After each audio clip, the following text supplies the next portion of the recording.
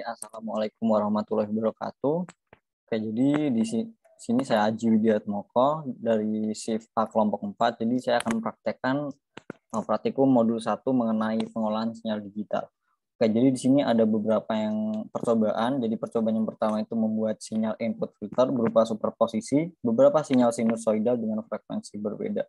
Lalu yang kedua itu percobaan desain dan simulasi filter VIR1. Kemudian yang berikutnya, yang ketiga adalah percobaan desain dan simulasi filter VIR2. Oke, jadi di sini saya akan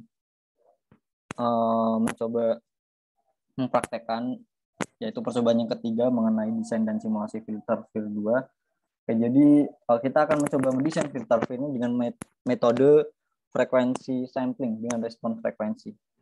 Contohnya ada di gambar ini. Jadi ada respon frekuensi filternya.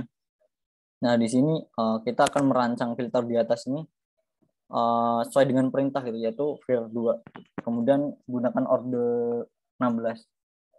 Lalu yang berikutnya kita lihat respon filternya gitu menggunakan perintah frec-z.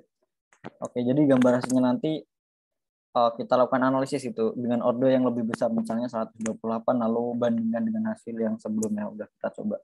Oke, jadi mungkin bisa kita coba.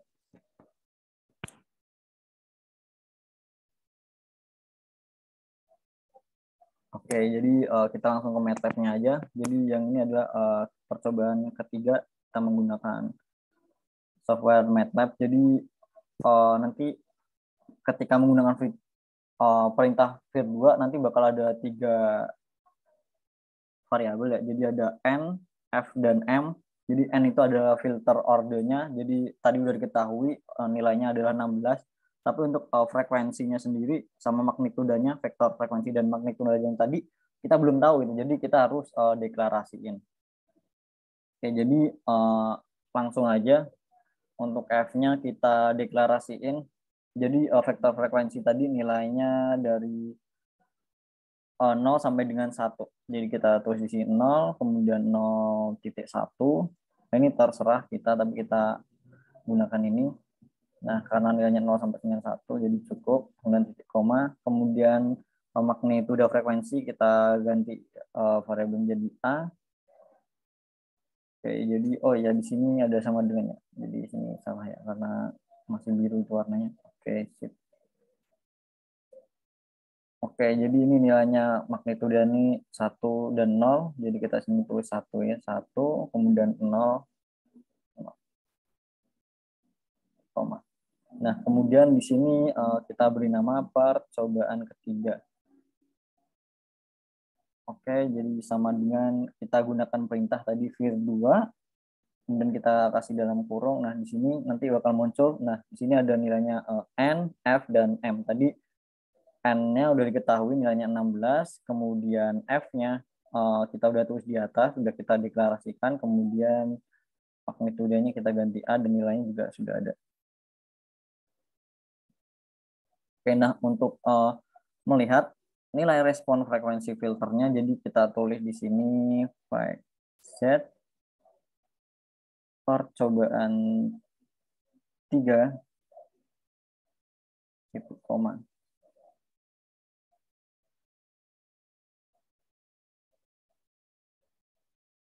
Oke, jadi sudah terlihat. Oke, sebentar saya share screen dulu hasilnya.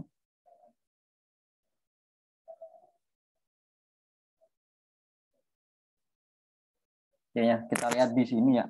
Di sini ada nilai pasa dan magnitudanya. Jadi kita lihat di sini pada yang pasa.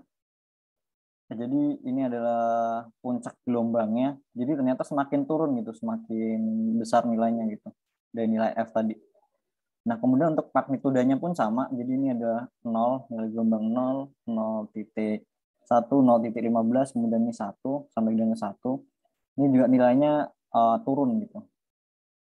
Begitupun juga lebarnya. Oke, kemudian kita kembali lagi ke MATLAB-nya, ke editornya. Oke, nah kita kembali lagi. Misalkan ordernya kita ganti nih. Tadi kan 128 kan. Kita ganti dulu lah ke 32. Oke, jadi kita bisa coba running lagi ya. Oke, nah kita bisa lihat di sini ternyata gelombangnya ini semakin rapat gitu. Ketika kita masukkan nilai order filternya itu semakin besar. Kita bisa lihat di sini dan juga semakin turun ya kita lihat kalau kita analisis. Begitupun juga dengan pasanya.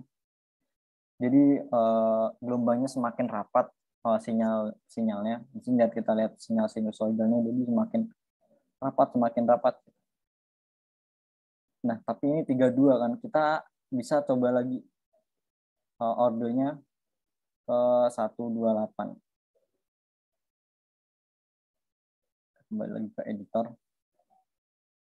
Oke, kita coba lagi 128. Kita run.